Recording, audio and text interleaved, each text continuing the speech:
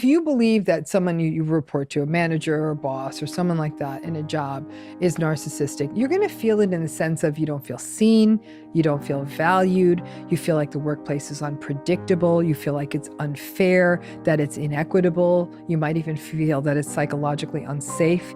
You might feel that the way people are praised and get credit for their work, again, it doesn't have rhyme or reason, it is inequitable, there might be a lot of gossip in the workplace.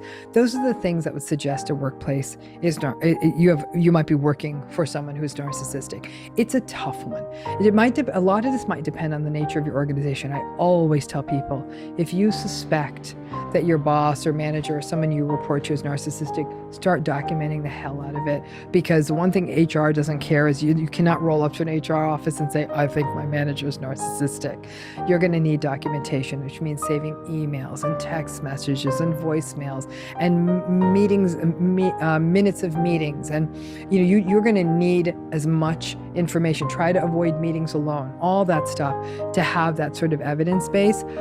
If you're at a large enough company where you might be able to switch to work under someone else's management, especially if you still believe in the company. Some people might say, I love the organization, I can't stand working with this person. They may find that working with someone else will allow them to preserve in the institution. But in a smaller employer, or where that is not possible, some people might try to stick it out the best they can, but documenting is not going to make it easier. So some people will find that ultimately, if they can't outlast the narcissistic boss or manager, which they often can't, they will look for other employment.